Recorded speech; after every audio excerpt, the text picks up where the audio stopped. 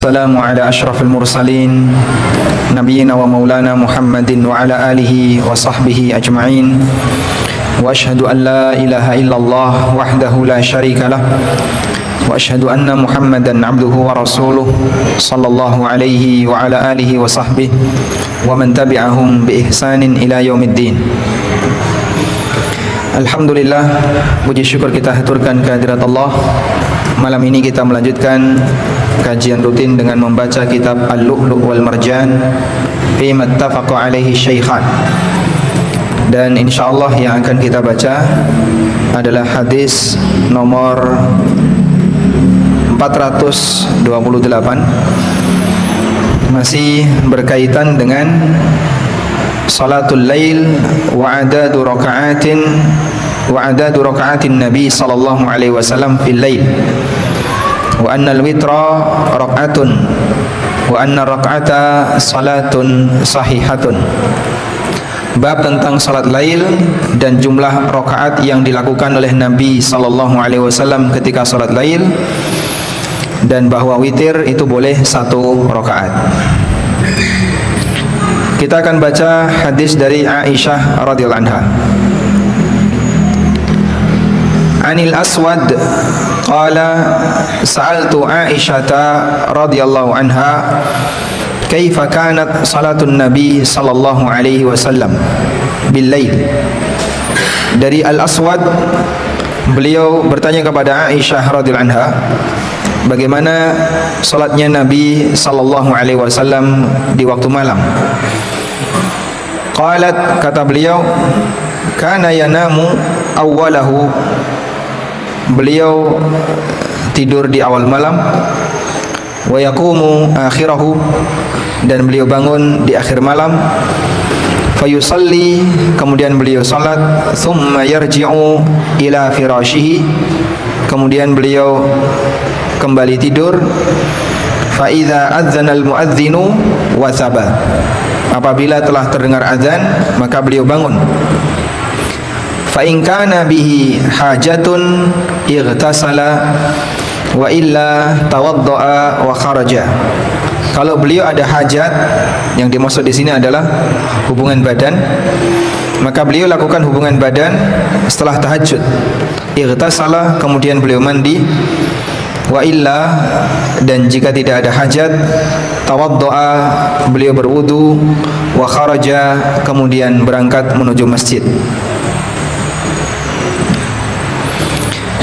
Dalam hadis ini kita bisa lihat kebiasaan yang dilakukan oleh Nabi sallallahu alaihi wasallam berdasarkan apa yang disampaikan oleh Aisyah radhiyallahu anha, di mana Nabi sallallahu alaihi wasallam beliau lebih suka tidur di awal malam, dan Nabi sallallahu alaihi wasallam bangun di akhir malam.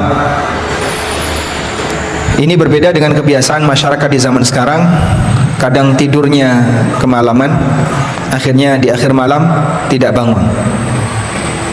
Dan kalau bisa kita menyempatkan untuk selalu qiyamul lail.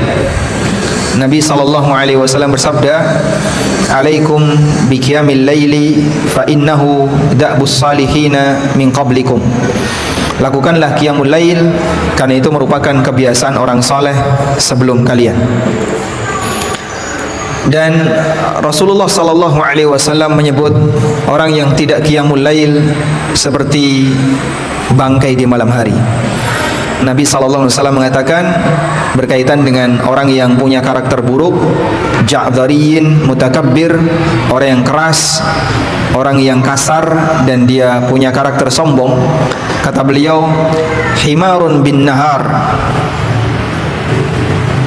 dia menjadi bangkai, dia menjadi himar di siang hari, dan di malam hari dia menjadi bangkai. Sehingga ketika orang tidak bangun malam sama sekali sampai subuh, sampai pagi dia baru bangun, disebut oleh Nabi SAW sebagai bangkai di malam hari. Jifatun bil lail, himarun bin nahar, bangkai di malam hari, keledai di siang hari. Maka kita upayakan agar dalam waktu tidur malam itu ada bagian yang kita gunakan untuk beribadah kepada Allah Subhanahu wa taala, bisa di awal waktu, bisa juga di akhir waktu.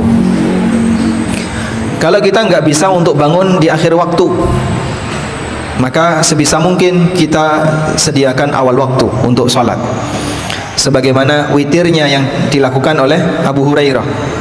Beliau dipesani oleh Nabi SAW untuk witir apa? Wan naum 'alal witri. Beliau dipesani oleh Nabi SAW untuk witir sebelum tidur. Sehingga kalau sering kebablasan, jarang bisa qiyamul lail, maka kalau bisa salatnya dilakukan di awal malam, agar tidak disebut sebagai jifatun billail, bangkai di malam hari. Namun yang paling bagus adalah seperti ini, tidur di awal malam dan bangun di akhir malam. Dan jam biologis manusia itu berbeda-beda tergantung kebiasaan. Dan sebenarnya kita bisa mengkondisikan itu, tinggal pembiasaan.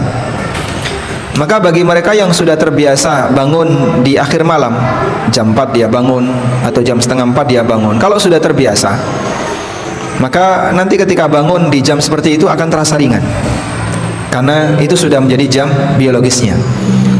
Awalnya perlu latihan, namun lambat laun karena sudah menjadi kebiasaan akan terasa lebih ringan. Dan Rasulullah SAW dalam hadis ini mempraktikkan bagaimana yang dilakukan oleh Nabiullah Dawud alaihissalam. Nabi Dawud, beliau membagi malam menjadi berapa? Menjadi 3. Setengah untuk tidur, sepertiga untuk ibadah, 1/6 untuk istirahat setelah ibadah. Sehingga totalnya setengah tambah sepertiga tambah 1/6 berapa? 1 ya. Setengah untuk tidur, sepertiga untuk ibadah, 1/6 sisanya untuk istirahat.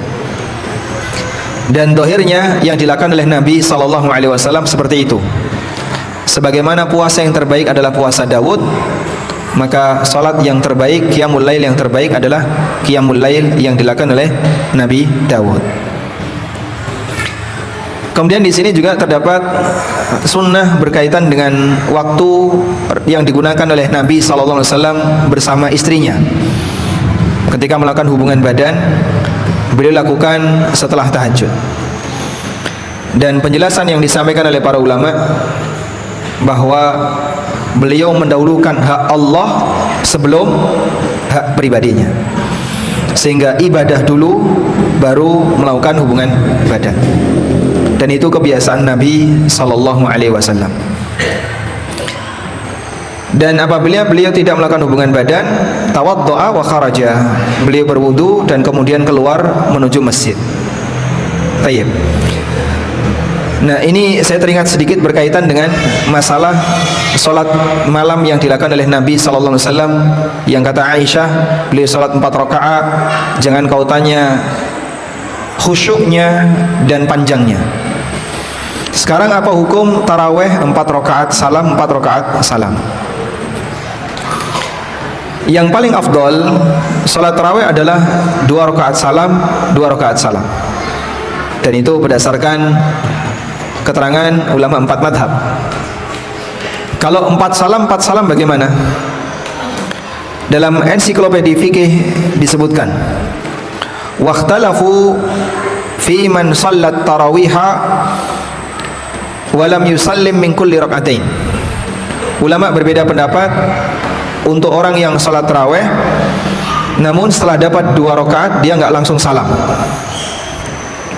Faqala al-Hanafiyah, menurut ulama Hanafiyah, law sallat tarawiha kullaha bitaslimatin wa qa'ada fi kulli rak'ataini fassahihu annahu tasihhu salatuhu anil kull.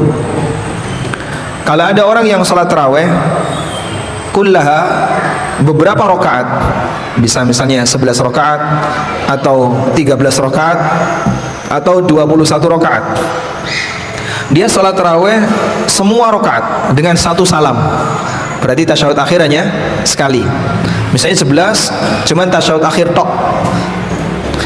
Wa qa'ada fi kulli raka'atain, tapi setiap dapat 2 rakaat dia tasyahud awal. 2 rakaat tasyahud awal, 2 rakaat tasyahud awal, tapi enggak salam. Bangkit 2 rakaat lagi tasyahud awal, bangkit lagi, terus seperti itu sampai 11 rakaat.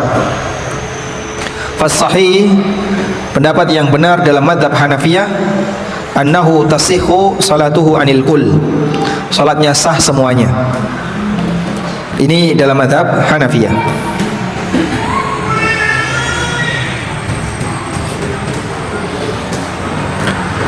Wa qalu, dan ada pendapat yang lain dalam mazhab Hanafiyah, idza lam yaq'ud fi kulli rak'ataini wa sallama taslimatan wahidah fa inna salatahu tafsudu inda Muhammad.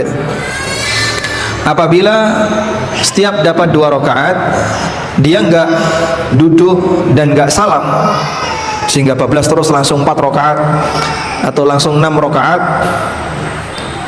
beliau di sini mengatakan tafsudu salatuhu, salatnya batal inda Muhammad, menurut Muhammad bin Hasan Asy-Syaibani, dan beliau ini murid seniornya Abu Hanifah. Wala tafsudu inda Abi Hanifah wa Abi Yusuf, tapi kalau menurut Abu Hanifah dan Abu Yusuf enggak batal. Sehingga dalam Hanafiyah ada 2 pendapat. Kalau menurut Muhammad bin Hasan 4 rakaat sekaligus hukumnya apa? Salatnya batal. Kalau menurut Abu Hanifah dan Abu Yusuf 4 rakaat sekaligus tidak batal. Baik. Sekarang kita beralih ke mazhab yang kedua. Wa qala al-Malikiyah, menurut Malikiyah dianjurkan bagi orang yang salat tarawih agar melakukan salam min kulli rak'atain, setiap dapat 2 rakaat. Wa yukrahu ta'khirut taslim ba'da kulli arba'in, dan makruh salam setelah 4 rakaat. Makruh baru salam setelah 4 rakaat. Ini dalam mazhab Malikiyah. Hatta law dakhala ala 4 raka'atin bitaslimatin wahidah, bahkan jika ada orang yang bergabung dengan salat tarawih 4-4-3, fal afdal, maka yang paling afdal adalah lahus salamu ba'da kulli raka'atain, dia melakukan salam setiap dapat 2 rakaat. Jadi nanti CJDW beda, imamnya bangkit, dia duduk tasyahud salam, dalam rangka untuk tetap menjaga 2 rakaat salam, 2 rakaat salam. Ini mazhab Malikiyah. Selanjutnya mazhab Syafi'iyah.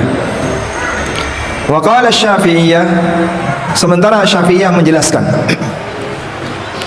law shalla fi tarawih 4 bi taslimatin wahidah, kalau ada orang yang salat tarawih 4 rakaat dengan 1 salam, lam yasihha fatabtulu in kana amidan aliman, salatnya enggak sah alias batal jika dilakukan dengan sengaja dan dia tahu kalau seperti ini enggak boleh. Wa illa, tapi kalau dia enggak tahu, seperti masyarakat awam yang dia enggak pernah belajar seperti ini, kata mereka sarat naflan mutlaqan, maka statusnya menjadi salat sunnah mutlak, sehingga tidak berstatus sebagai salat tarawih. Baik, ini dalam keterangan mazhab Syafi'iyah. Wallahu a'lam. Sehingga kalau bisa ketika salat tarawih kita upayakan 2 rakaat salam, 2 rakaat salam. Bagaimana kalau masjidnya masih menggunakan 4-4? Maka kita sampaikan kepada takmir resiko salat tarawih 4-4 salam. Menurut Hanafiyah sebagian menilai batal, dan itu pendapat Muhammad bin Hasan Asy-Syaibani, meskipun mazhab Abu Yusuf dan Abu Hanifah enggak batal. Menurut Malikiyah makruh, menurut Syafi'iyah batal.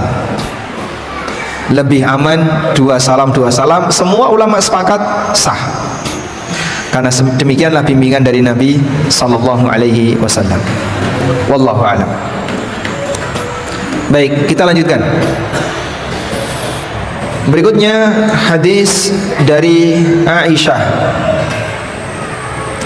An Masruqin, dari Masruq. Masruq ini ulama tabi'in disebut Masruq. Masruq itu artinya yang dicuri, yang dicuri. Kenapa disebut Masruq? Karena waktu kecil dia diculik orang, sampai gede baru pulang.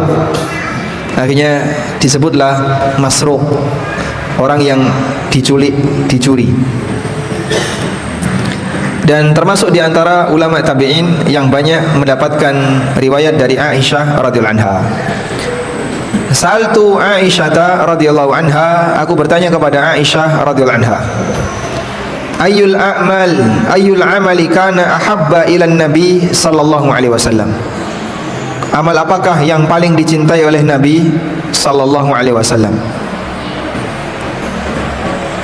Qalat, kata Aisyah, ad-daim. Amal yang paling dicintai oleh Nabi sallallahu alaihi wasallam adalah ad-daim, yang paling istiqomah. Ad-daim maknanya adalah alladzi yastamirru amiluhu, pelakunya itu istiqomah, sehingga bukan model mut-mutan, lagi ngemut mau beramal, kalau nggak mut nggak mau amal. Dan orang kalau sudah dewasa biasanya suasana batinnya itu cenderung lebih stabil. Kalau masih di usia SMP, SMA, model mut-mutan itu terjadi ya. Lagi mood, nyaman, dia beramal. Kalau lagi nggak mood, nggak beramal. Di usia peralihan, lulus SMA, mahasiswa, kadang masih seperti itu. Gawan bayi SMP, SMA-nya masih terbawa sampai kuliah. Akhirnya kadang juga mut-mutan, lagi ngemut, mau beramal. Kalau nggak ngemut, nggak mau beramal. Nah, kalau sudah dewasa, usia 30 ke atas, itu biasanya lebih stabil. Maka puncaknya ada di usia 40. Kalau sudah 40 terkunci, susah untuk mengalami perubahan. Makanya dalam hadis Allah Subhanahu wa taala memberikan uzur kepada hambanya sampai usia 40 tahun. Karena orang ketika di usia 30 sampai 40 masih cenderung labil, ada suasana perubahan. Tapi kalau sudah 40, apa yang berada di kebiasaan 40 itu akan dibawa sampai mati. Waliyadzubillah, dengan kebiasaan buruk di usia 40 ke atas. Nah,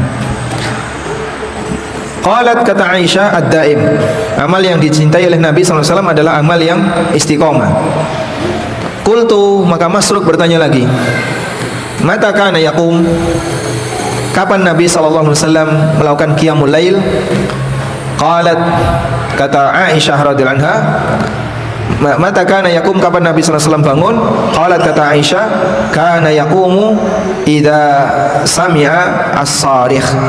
Nabi SAW bangun ketika sudah mendengar as-sarikh. Apa itu as-sarikh?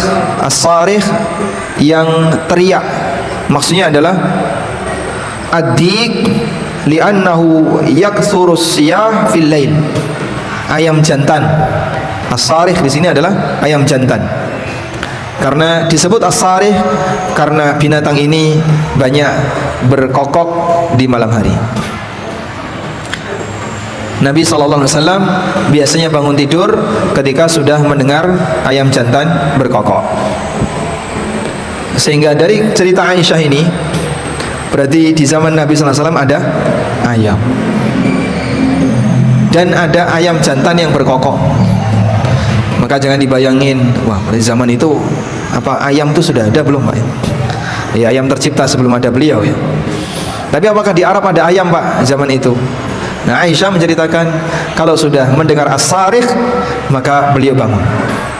Dan ayam itu biasanya mereka berkokok jam berapa Pak? Jam 3 ya, itu berkokok. Nah, hadis riwayat Bukhari dalam kitab At-Tahajjud di bab tentang nam 'inda sahar. Baik. Selanjutnya hadis nomor 430. Hadis Aisyah radhiyallahu anha, beliau menceritakan, ma alfahu saharu indi illa naiman, ta'ni an-nabiyya sallallahu alaihi wasallam. Kata Aisyah, ma alfah as-saharu, tidaklah waktu sahur ketemu beliau, di dekatku, di tempatku, maksudnya ketika Nabi sallallahu alaihi wasallam bersama Aisyah di rumahnya, illa naiman, kecuali beliau dalam posisi tidur. Sehingga Rasulullah sallallahu alaihi wasallam tidur di akhir malam. Karena yang beliau lakukan adalah tahajud setengah malam, di pertengahan malam atau setelah masuk tengah malam, kemudian beliau sepertiga digunakan untuk ibadah, sisa waktunya digunakan untuk apa? Istirahat. Wallahu a'lam. Kemudian hadis Aisyah yang lain, beliau radhiyallahu anha mengatakan, kullal laili autara Rasulullah sallallahu alaihi wasallam wa intaha witruhu ila sahar. Di semua rentang malam Nabi sallallahu alaihi wasallam witir, dan witirnya berhenti di waktu sahur. Maksudnya berarti beliau witirnya panjang sekali, Pak? Bukan. Tapi maksudnya adalah Nabi sallallahu alaihi wasallam kalau salat witir itu kadang di awal, kadang di tengah, kadang di akhir. Tapi berakhirnya witir beliau itu di waktu sahur. Wallahu a'lam. Walhamdulillahirabbil alamin. Selesai untuk bab 17 ya. Dan bab 18. Ini dua bab. Karena berikutnya langsung masuk ke bab 20. Berikutnya kita membaca bab salatul laili mathna mathna wal witru raq'atun min akhiril al-lail. Bab salat malam dua-dua dan witir itu satu rakaat di akhir malam. Hadis nomor 432 dari Ibnu Umar radhiyallahu anhu, anna rajulan, dari Ibnu Umar radhiyallahu anhu, ada orang yang bertanya kepada Rasulullah sallallahu alaihi wasallam an salatil lail, tentang salat malam. Faqala sallallahu alaihi wasallam, kemudian Rasulullah sallallahu alaihi wasallam bersabda, ini orang datang kepada Nabi sallallahu alaihi wasallam minta bimbingan gimana cara qiyamul lail, sehingga beliau tidak mendapatkan cerita dari Aisyah, tapi beliau tanya kepada Rasulullah sallallahu alaihi wasallam. Faqala, kemudian Nabi sallallahu alaihi wasallam bertanya, salatul laili mathna mathna, salat malam itu 2 rakaat salam, 2 rakaat salam. Fa idza khasya ahadukumus subha, kalau kalian takut masuk subuh, shalla raka'atan wahidah, maka kerjakan 1 rakaat. Tutiru lahu ma qad shalla, sebagai witir untuk semua salat yang telah dia kerjakan. Dan ini yang jadi dalil ulama 4 madhab bahwa salat tarawih maupun qiyamul lail itu cara mengerjakannya adalah 2 rakaat salam, 2 rakaat salam. Baik, Anda kasih catatan terkait hadis ini. Rasulullah sallallahu alaihi wasallam ditanya tentang cara tahajud, qiyamul lail, dan beliau memberikan bimbingan salat malam itu 2 salam, 2 salam. Dalam posisi beliau ditanya tentang tata caranya, dan Nabi sallallahu alaihi wasallam tidak menyampaikan mengenai batasannya. Sampai berapa rakaat beliau tidak ngasih batasan. Beliau cuma menyampaikan 2. Kalau khawatir masuk subuh, kerjakan 1 rakaat. Sehingga ini dalil bahwa jumlah rakaat qiyamul lail bebas. Yang penting ganjil. Karena jawaban itulah yang diberikan oleh Nabi sallallahu alaihi wasallam. Maka salat 3 rakaat boleh nggak Pak? Boleh. 2 rakaat salam tambah 1 rakaat. Mungkin bangunnya sudah mepet subuh. Salat 5 rakaat boleh 2, 2, 1. 7 boleh juga 2, 2, 2, 1. 11, 13, 15, sekian belas, 21, silahkan. Yang penting pokoknya 2 salam, 2 salam, 2 salam, sak kuate. Lalu di bagian akhir melakukan apa? Witir 1 rakaat. Itu kaidah umum yang diberikan oleh Nabi sallallahu alaihi wasallam ketika ada orang yang tanya tentang bagaimana cara qiyamul lail. Nah, kemudian apakah ketika qiyamul lail lebih baik memperpanjang rakaat ataukah memperbanyak jumlah rakaat? Sehingga misalnya konsekuensi memperbanyak jumlah rakaat, maka bacaannya jadi lebih pendek.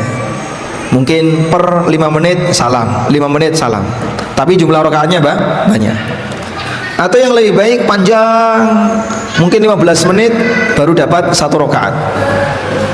Nanti 15 menit berikutnya rakaat yang kedua. Jadi satu sholat 2 rakaat setengah jam. Apakah seperti itu ataukah seperti yang pertama? Ulama berbeda pendapat dalam masalah ini. Ada yang mengatakan yang lebih baik panjang rakaatnya. Jadi baca suratnya panjang. Itu yang lebih baik. Mereka beralasan karena salat tahajud itu disebut qiyamul lail. Dan makna qiyamul lail, kenapa disebut qiyamul lail? Karena berdirinya lama. Sehingga akan lebih bagus ketika sholat di waktu malam dibuat berdirinya lama. Ini pendapat yang pertama. Pendapat kedua mengatakan dikembalikan kepada masing-masing orangnya. Kalau berdirinya terlalu lama kok malah merem, ngantuk karena kesuwen, atau jadi males, maka lebih baik dibuat banyak jumlah rakaatnya. Sehingga misalnya saya kalau lama ngantuk, tapi kalau 2 salam karena banyak gerakan jadinya lebih tidak ngantuk. Atau sebaliknya, saya lebih senang lama menghayati bacaan Al-Quran yang saya baca. Yang seperti ini kembali kepada masing-masing orangnya. Dan insya Allah pendapat kedua inilah yang lebih kuat. Sehingga mengenai bagaimana qiyamul lail itu panjang ataukah pendek, maka yang lebih tepat adalah sesuai dengan kondisi masing-masing pelakunya. Kalau kemudian terlalu lama membuat orang yang ngantuk, maka lebih baik dibuat lebih pendek agar lebih banyak bergerak. Wallahu a'lam. Dan Nabi SAW terkadang pertama, terkadang kedua. Maka Aisyah menyebutkan Rasulullah SAW ketika sudah usia lanjut sehingga fisiknya sudah mulai lemah, Nabi SAW membaca Al-Quran sambil duduk ketika qiyamul lail. Jadi takbiratul ihram sambil duduk, terus membaca Quran sambil duduk. Sehingga ketika tinggal 100 ayat beliau berdiri. Berdiri itu masih 100 ayat. Dan 100 ayat kalau sahur itu kan 50 ayat 10 menit. 100 ayat kurang lebih 20 menit. Itu kalau bacanya agak cepat. Kalau bacanya agak pelan bisa setengah jam. Berarti beliau ketika baca Quran sambil duduk itu mungkin 1 jam, karena yang 100 ayat itu sisanya. Sehingga ketika tinggal 100 ayat beliau berdiri, kemudian beliau ruku, beliau i'tidal dalam posisi berdiri, sebagaimana riwayat yang kemarin kita baca. Nah, kita dalam posisi yang mungkin lebih lemah semangatnya dibandingkan beliau. Meskipun kalau fisiknya ditelok bocah-bocah ya, saya seger-seger ya. Namun karena semangatnya lemah, kerjakan semampunya. Yang penting dalam setiap malam jangan sampai ketinggalan untuk salat, agar tidak disebut sebagai jifatun bil lail, bangkai di waktu malam. Selanjutnya hadis nomor 433. Hadis Ibnu Umar dari Nabi sallallahu alaihi wasallam qala, beliau bersabda, ij'alu akhir salatikum bil laili witra.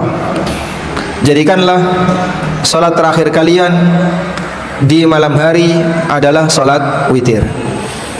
Jadikan salat witir sebagai salat terakhir kalian di malam hari.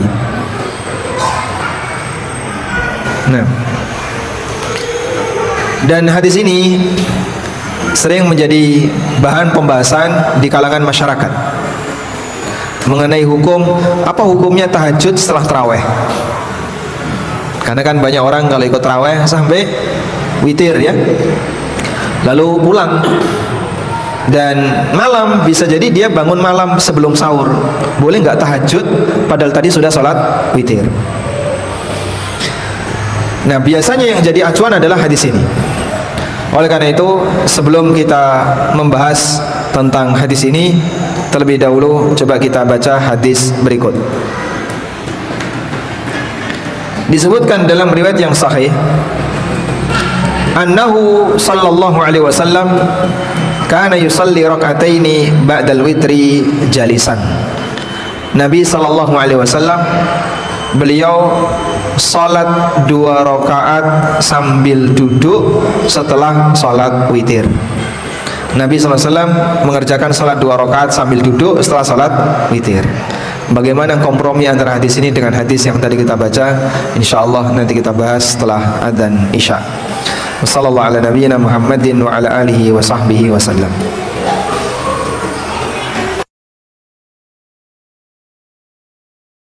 Salatu wassalamu ala rasulillah wa ala alihi wa sahbihi wa mawalah. Wa ashhadu an la ilaha illallah wahdahu la syarika lah, wa ashhadu anna Muhammadan abduhu wa rasuluh sallallahu alaihi wa ala alihi wa sahbihi wa man tabi'ahum bi ihsanin ila yaumiddin. Berkaitan dengan hukum salat setelah salat witir. Yang pertama, ulama sepakat bahwa yang paling afdal salat witir ditaruh di paling belakang, sehingga dia menjadi salat sunnah di waktu malam yang paling akhir. Dan ini sejalan dengan 2 hadis Nabi sallallahu alaihi wasallam yang tadi kita baca. Salatul laili masna masna fa idza khashiya ahadukum subha falyusalli salatan wahidah tutiru lahu ma qad shalla. Salat malam itu 2-2. Kalau khawatir masuk subuh, maka kerjakan 1 rakaat sebagai witir untuk semua salat sunnah yang dia kerjakan. Juga sejalan dengan hadis yang barusan kita baca, ij'alu akhir salatikum bil laili witra. Jadikanlah salat witir sebagai salat terakhir kalian di waktu malam. Yang kedua, apabila ada orang yang ingin salat lagi setelah salat witir, apa yang harus dilakukan? Ada 2 pendapat ulama dalam hal ini. Pendapat yang pertama, dia harus menggenapkan salat witirnya di awal malam, sehingga dia sudah witir di awal malam setelah isya, lalu bangun jam 3 pengen tahajud, maka dia kerjakan 1 rakaat dengan niat sebagai penggenap witir di awal malam. Setelah itu dia bisa sholat 2 rakaat, 2 rakaat, 2 rakaat sesuai yang dia inginkan. Kemudian nanti witir lagi di akhir malam. Dan ini merupakan pendapat sebagian Hanafiyah, dan mereka beranggapan bahwa sholat witir harus di akhir malam. Pendapat yang kedua merupakan pendapat jumhur ulama, bahwa bagi yang mau sholat setelah sholat witir tidak perlu menggenapkan witir yang pertama, tapi bisa langsung sholat sunnah, namun tidak boleh mengulang witir lagi. Karena Nabi SAW bersabda, la witrani fi lailin, tidak boleh ada 2 witir dalam waktu semalam. Sehingga karena sudah witir di awal malam, maka di akhir malam tidak perlu witir lagi. dan ini merupakan pendapat jumhur ulama. Dalil yang digunakan oleh jumhur, dalil jumhur mayoritas ulama adalah hadis dari Aisyah yang tadi kita baca. Karena Nabi sallallahu alaihi wasallam yusalli ba'dal witri jalisan.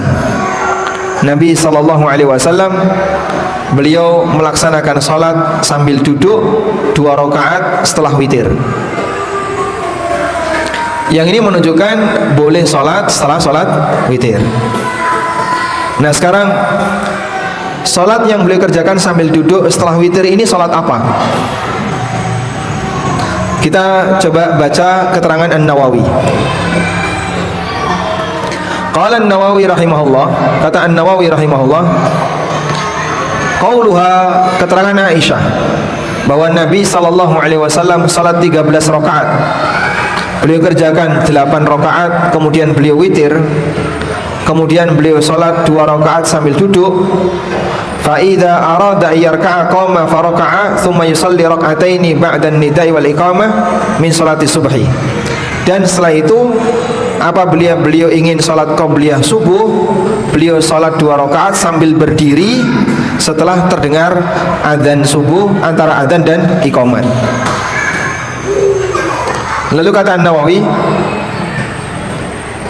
hadis ini disimpulkan secara makna tekstual oleh Al-Auza'i dan Ahmad, sebagaimana keterangan Al-Qadhi bahwa Al-Auza'i dan Imam Ahmad membolehkan sholat 2 rakaat setelah witir sambil duduk. Wa qala Ahmad, dan kata Imam Ahmad, la af'aluhu wala amna'u man fa'alah. Aku tidak mengerjakan praktek ini, meskipun aku tidak melarang orang yang mengerjakannya. Wa angkarahu Malik, namun diingkari oleh Imam Malik. Qultu, kata An-Nawawi, was-salah was-shawab anna hataini rak'ataini, yang benar 2 rakaat ini dikerjakan oleh Nabi sallallahu alaihi wasallam setelah salat witir sambil duduk, li bayani jawazi shalah ba'dal witri, untuk menjelaskan bolehnya salat setelah witir. Jadi kalau dalam pemahaman An-Nawawi, beliau mengatakan Nabi sallallahu alaihi wasallam salat sambil duduk setelah witir, tujuannya adalah untuk menjelaskan bolehnya salat setelah witir. Wa bayani jawazin nafli jalisan, dan untuk menjelaskan bolehnya salat sunnah sambil duduk.